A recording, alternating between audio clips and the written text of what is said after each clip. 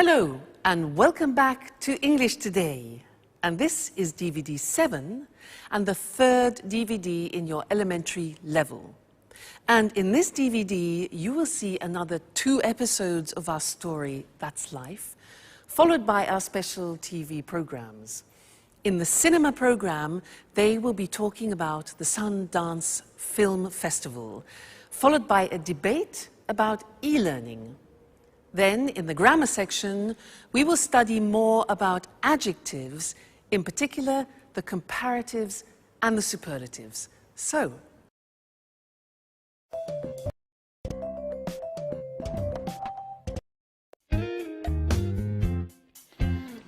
well, guys, why don't we go to the cinema tonight? That's a great idea. What's on? Well, there's the new film with Schwarzenegger. That should be good. You're joking, right? No, I'm not.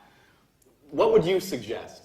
How about going to the disco? The disco. Are you crazy, Alice? That's not even music. That's simply noise. Come on, Peter. It's Saturday night. We have to do something special. Something exciting. And going dancing is surely more exciting than going to the cinema. I agree with Alice. Let's go dancing. What about a third choice? I guess Anne is right. Why don't we try to find a good compromise? Come on, guys. How boring and old-fashioned you are. And you are more frivolous than I am, Alice. Come on, guys. Don't argue now, please. Let's vote on it. Well, Alice and I want to go dancing. Peter and Anne don't. How about you, Sharon? I don't know. Well, the disco is probably more entertaining than the cinema. Great. Okay, guys. 3 against 2. Let's go dancing.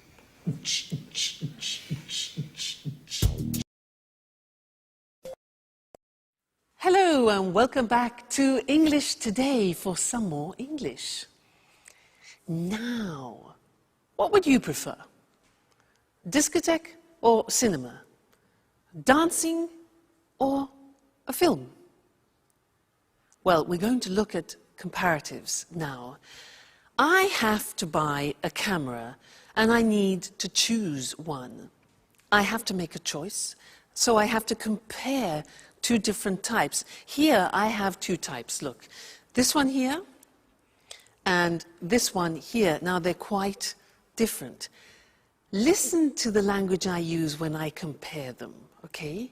Now, this camera is smaller than this one. This is really quite big. It's bigger than this. And it's also heavier, this camera, than this one. This is a light camera, so it's lighter than this model. Now, this model looks more sophisticated and probably more artistic than this one. Whereas this one looks more practical, but maybe less complicated. What do you think? What else? Well, this is definitely more expensive than this one. This is probably cheaper, I think, because this has a big lens as well. So, I'm not sure. What do you think?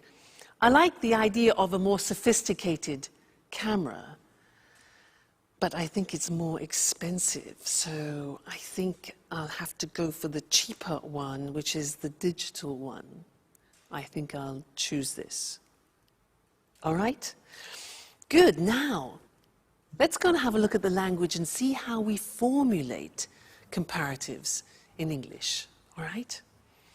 If you have a 1-syllable word, you remember 1-syllable words like cheap, small, hot, high, then to make the comparative, it's easy. We add ER to the adjective. So cheap becomes cheaper. Small becomes smaller. Hot becomes hotter. Notice we double the T. High becomes higher. So some examples are the new model is lighter than the old model, or London is safer than New York. Today is hotter than yesterday. All right, so those are adjectives with one syllable. But what happens if you have adjectives with 3 syllables or more? Look at the examples. Interesting is an adjective with 3 syllables. Interesting, no, 4 syllables. So it becomes more interesting. You see what happens? We put more in front of the adjective. So more interesting. Difficult. How many syllables? Difficult, difficult. Okay, so it becomes more difficult. Therefore, the example we have next is the new model is more practical. Or London is more expensive than Madrid, for example. This test is more difficult than the last test. So you see, how we formulate the comparative depends on the adjective that we use. If it's a 1-syllable adjective, we add er, cheap, cheaper. If it's 3 syllables or more, we add more in front of the adjective, like more difficult. Okay? Now, we are going to go back to that life where the girls are getting ready to go dancing. They use a lot of comparatives in the conversation. Listen carefully and try and recognize them. Okay? Great. See you next time.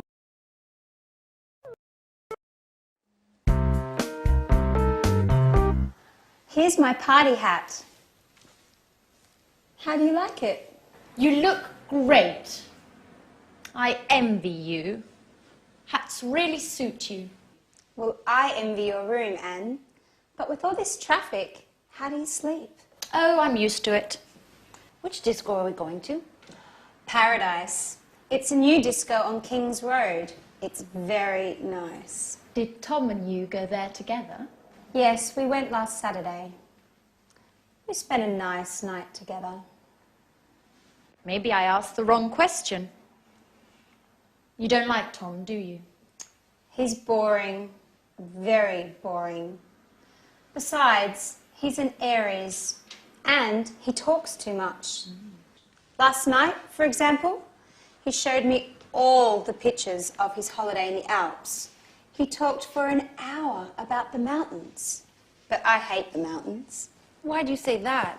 The mountains are beautiful and spectacular. I prefer the beach. It's more relaxing and entertaining. Oh, I don't know. I think the beach is more boring than the mountains. Why do you say that? Well, think about it. Lying on the beach every day, it's much more interesting to be walking in the countryside. Yes. But it's usually colder in the mountains. I think the beach is also more romantic. Girls, stop talking nonsense. How do I look? You look very pretty, Alice. Thanks, Sharon, but you look better than me. No, how can you say that? You're much more tan than I am. Yes, but you are in better shape. And me? How do I look? You are very pretty too, Anne. I'm sure I'm not nearly as beautiful as you. Come on, guys. Stop making stupid comparisons. Let's just say that we're all different. Hey, girls. Okay, are you ready? I need your advice. Which shirt is better according to you? The red one, it's much better than the blue one for a disco night. And you, Sharon? What do you think? Well, I think the red one is funnier, while the blue one is more professional.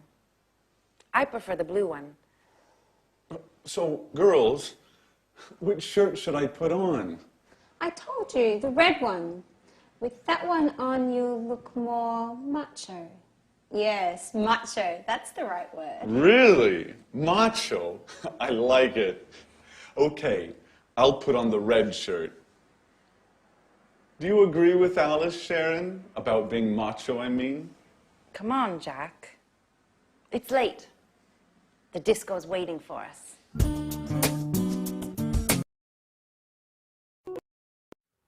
Hello again, and welcome back.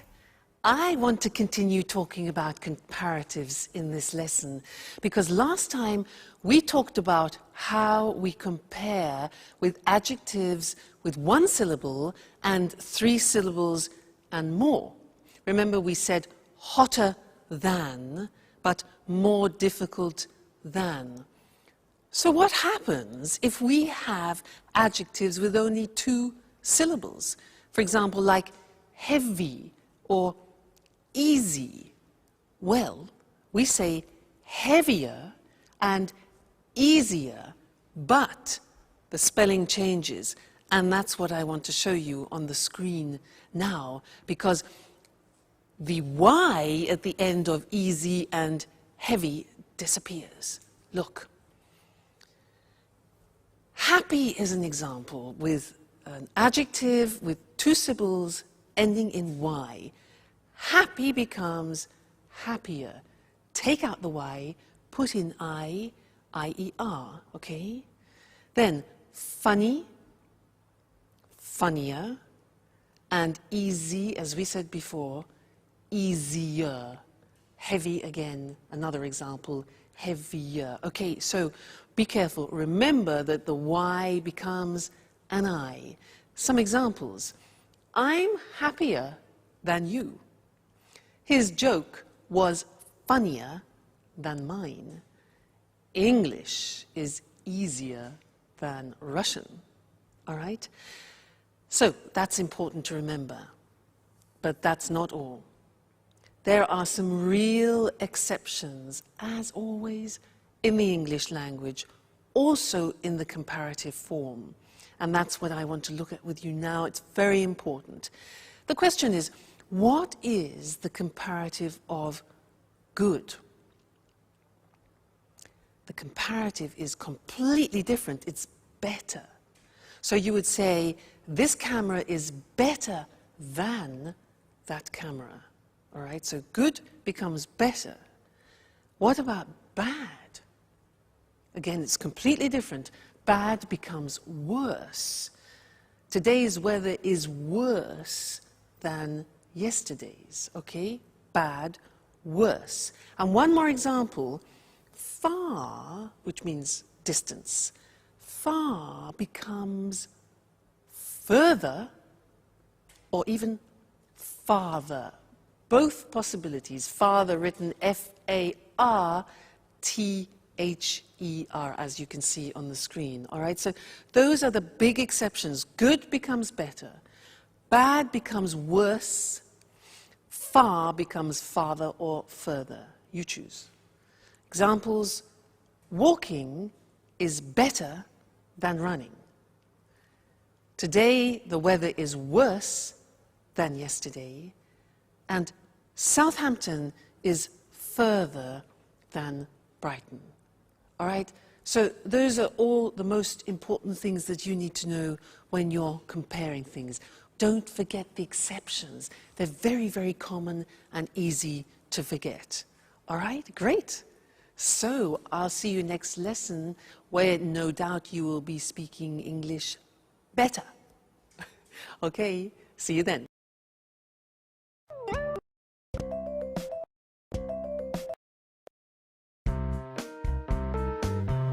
So, Tom, which do you think is the best? I think Prague is the most interesting. Are you sure? I think Vienna is more exciting than Prague. Yes, but it's certainly the most expensive tour. It doesn't matter. My father is going to pay for everything. And what about Madrid? I think it's probably the most exciting. Why do you say that? Well, the nightlife. I'm sure there are a lot of discos. That's true. But it is certainly the hottest city. You're a good friend, Tom, but you are so boring. I don't really care about the weather. I just want to enjoy myself. This trip is my father's birthday present to me. I want to go to Europe's most interesting city, but also the most special and the most entertaining one. I see. Well, I think all three are interesting cities. Hi, guys. What are you doing? My father is going to give me a trip for my birthday, so I'm choosing where I would like to go. Oh, really? That's great. Are you going alone? No, my father promised to come with me. Oh. Well, do you already have an idea of where you want to go? Not yet. I can't make up my mind between Vienna, Prague and Madrid. Tom was making some precious suggestions. But she isn't taking my advice, as usual. Well, I think Prague is probably the oldest city, but Vienna is the most interesting one. There are a lot of important meetings in Vienna. Oh, and lots of museums too. Well, Madrid also has a lot of museums. Do you agree with that? Yes, that's true.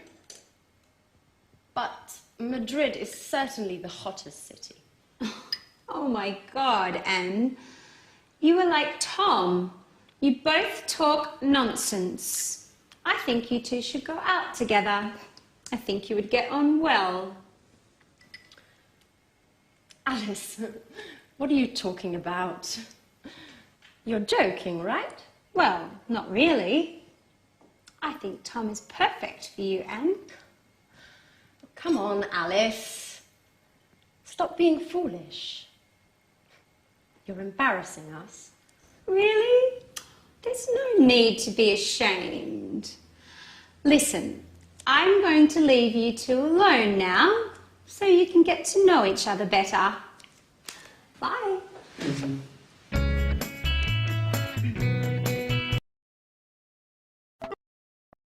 Hello again. Now that's an interesting couple. Tom, who is an obsessive museum goer, Anne, who is an obsessive cleaner. Put them together, and what have you got? The cleanest museum in the world.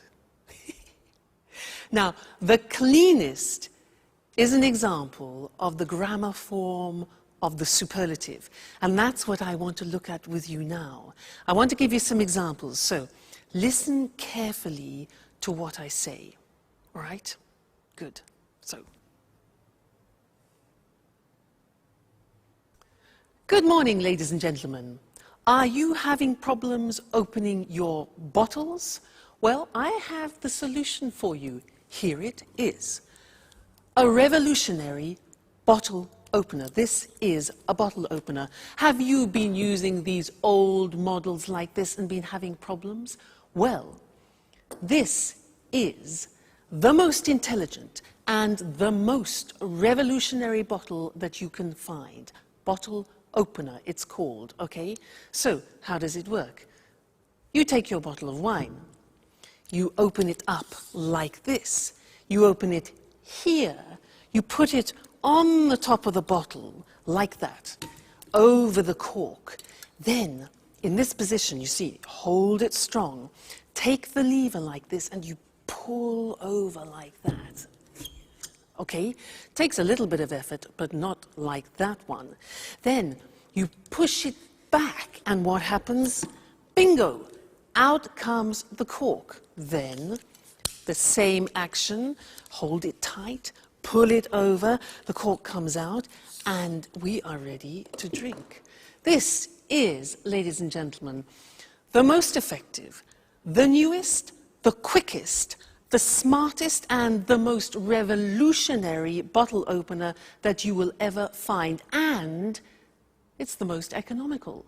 It's the cheapest. It only costs €20 for you. So, buy one today, and let's pour some wine and toast to the most superlative bottle opener in the world. Cheers. That's nice. Great. That was the superlative. Let's go and see it on the screen. Nice wine. Now, when we have an adjective with one syllable, like cheap, what we do is we add the at the beginning to make it superlative, and then we add est to the adjective. Look at the examples. It's the cheapest, the newest, the quickest, the smartest bottle opener in the world. Okay, so the plus est at the end. Now, if the adjective is 2 or 3 or more syllables, it changes, as I said, and it becomes the most effective. Now, the adjective doesn't change, but in front of it we put the most effective. It's the most economical bottle opener. It's the most beautiful, it's the most revolutionary bottle opener. Okay, so again, be careful. Is it a 1-syllable adjective? Is it a 2 or 3 or 4 syllable adjective? Because it changes. Great. Now, let's go back to life. That's life, where Jack and Peter are talking about football. They're talking about the best football team in the world. Okay? And I'll see you later.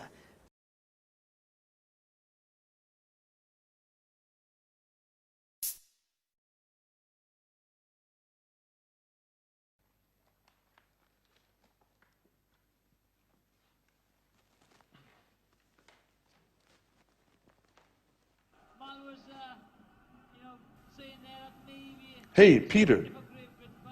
Did you see the match yesterday evening? Which match? Which match? Ajax versus Juventus. Those teams are boring.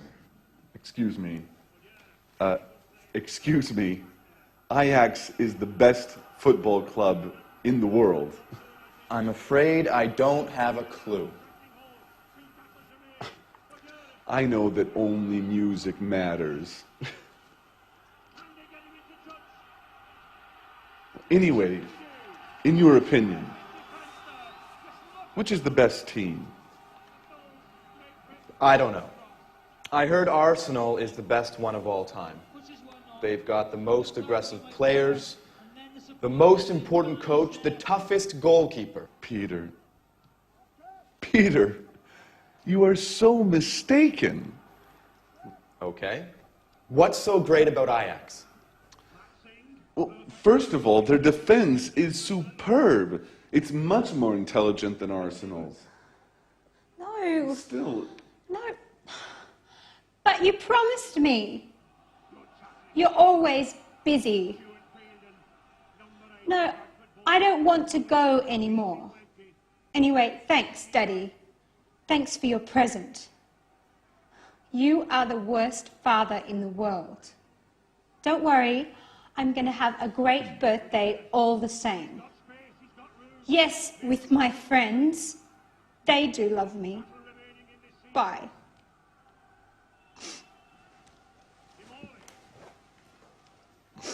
is everything okay, Alice? No, nothing is okay. My father keeps on being the same. Oh, come on, Alice. Don't cry, please. Tell us what happened. Well, you know, I told you my father decided to give me a trip for my birthday. Well, he promised to come with me. And just now, he told me that he can't anymore because he has some important work to do, as usual. Oh, don't be angry with him. Even if he has something important to do, you can leave for your trip anyways. No, I don't want to go anymore. Well, don't worry, Alice. We are going to give a big party for you. Isn't that true, guys? Absolutely. Yes, of course. You are the most brilliant, the smartest, and the funniest roommate we've ever had. Even if sometimes you are a bit lazy. You need a special party. Thanks a lot. You are the best friends in the world.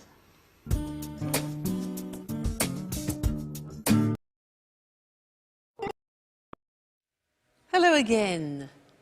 Now, you know, Mr. Monkey reminds me of Jack. He's obsessed with football, but he's very sweet.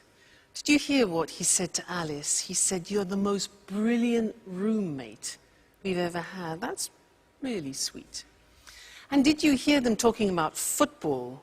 Well, I don't know what you thought. They said, this was Jack, he said, "Ajax is the best football team in the world." Debatable. Alice said her father was the worst father.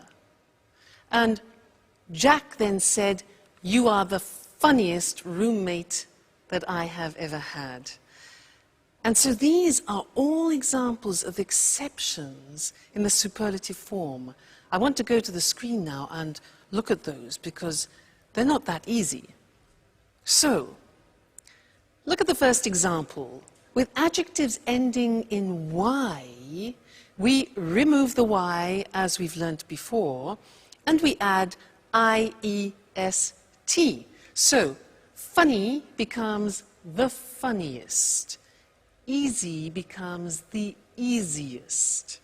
So the examples are, "You're the funniest roommate I have ever had," for example. Or Naples is the noisiest city in Italy. Or it's the happiest day.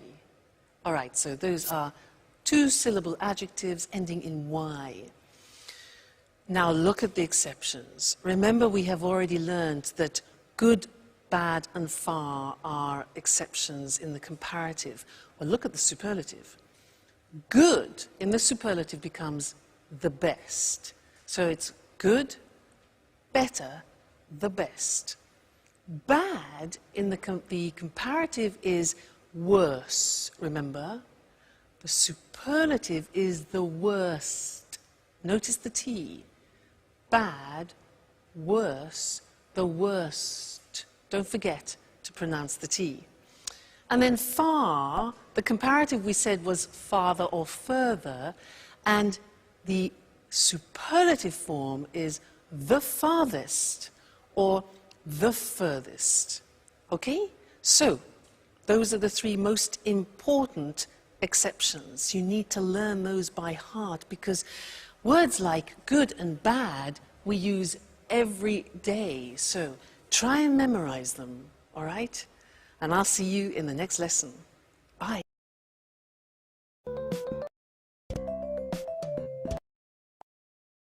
Good morning, good morning.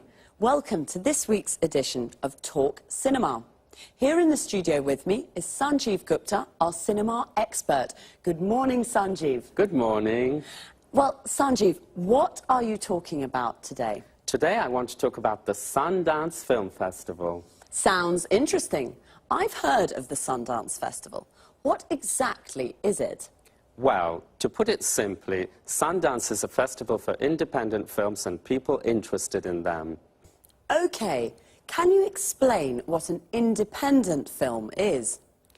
Independent films, sometimes they're called indies, are films that don't come from the major Hollywood studios. They're produced and financed by the directors themselves, and they're usually low-budget productions. But of course, this doesn't mean that they're appreciated less than normal commercial films. Of course, independent films can be very interesting, and often they deal with contemporary issues.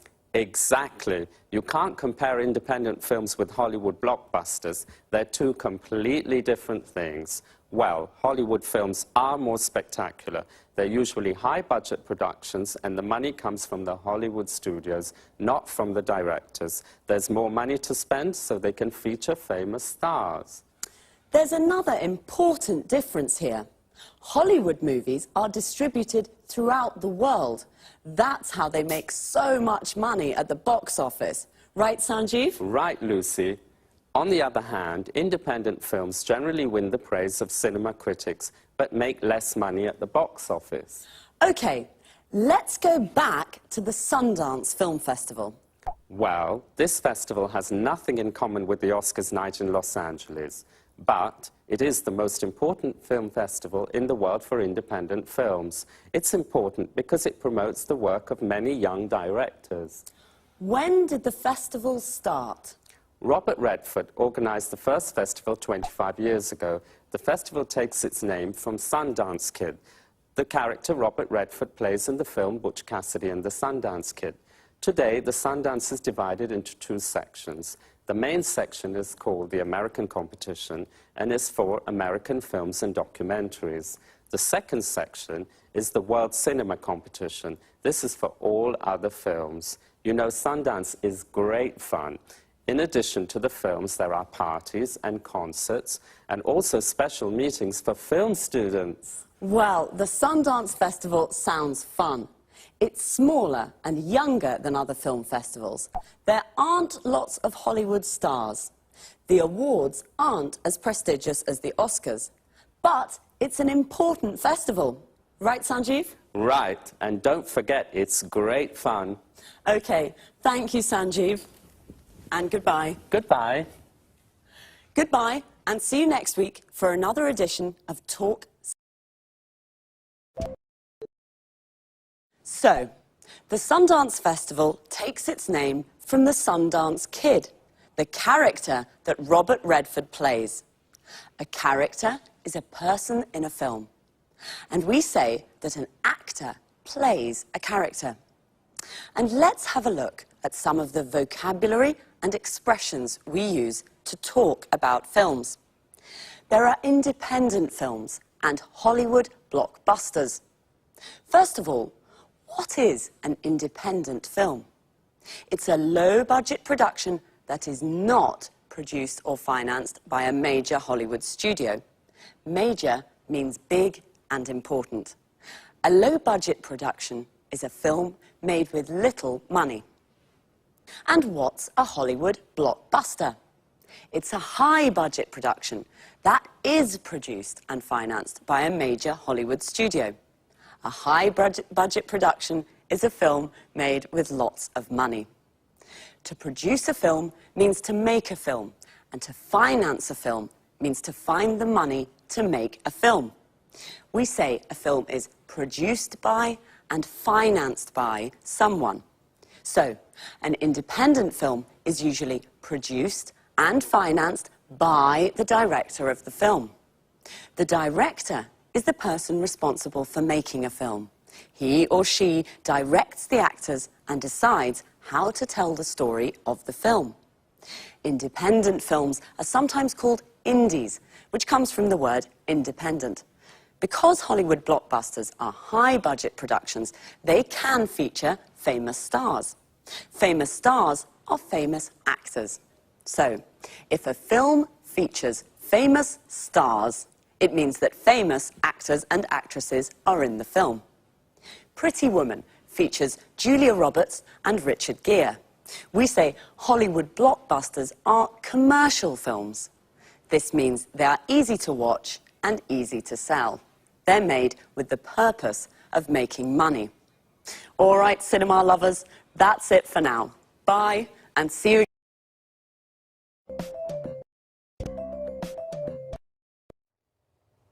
Hello, welcome to this week's edition of Let's Talk, the Saturday evening debate with our commentators Tom and Marie.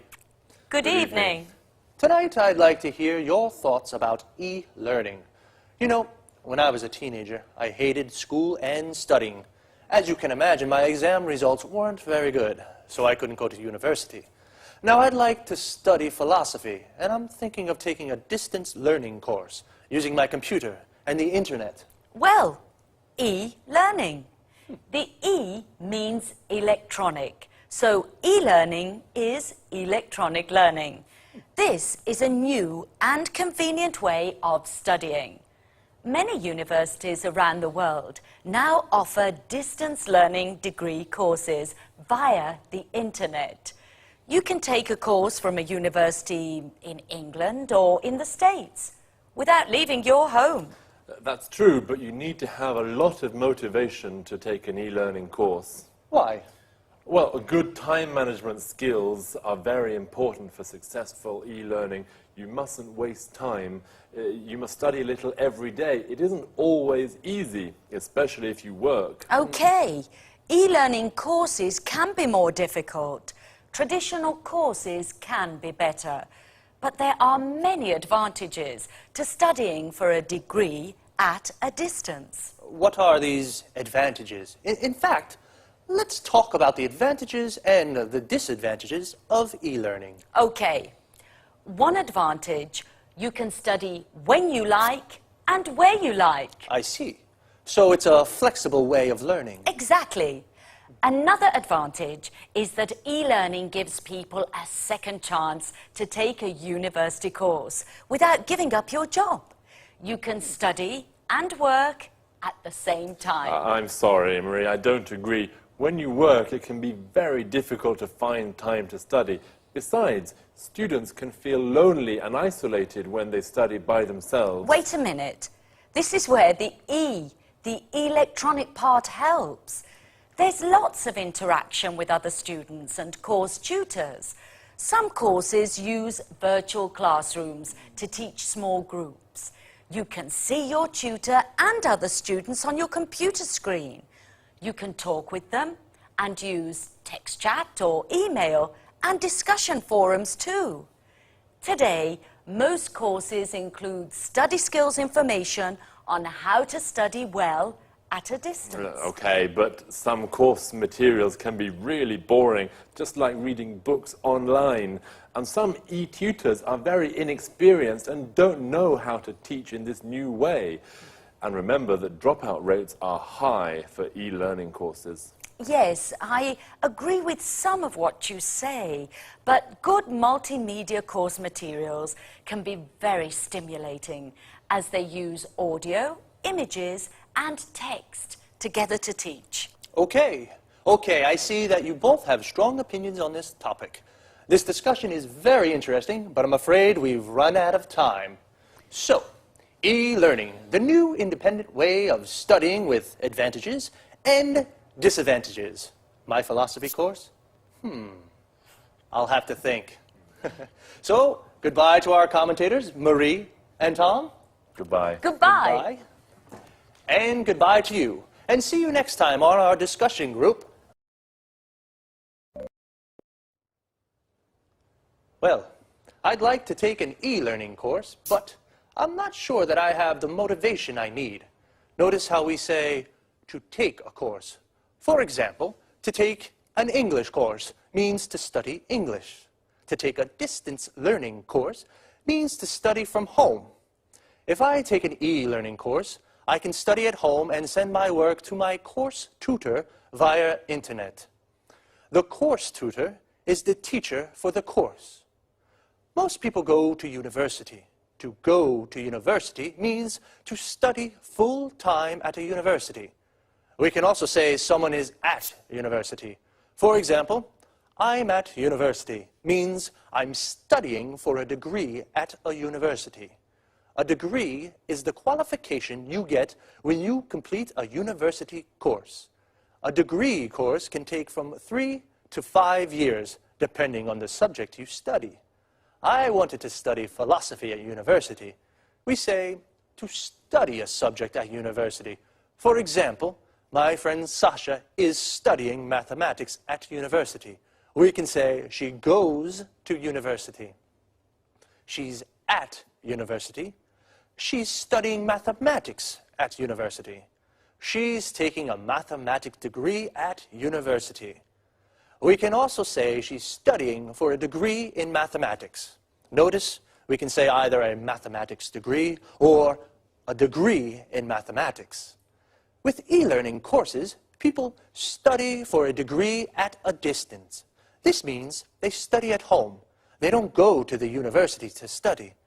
But Tom said the dropout rates for these courses are high.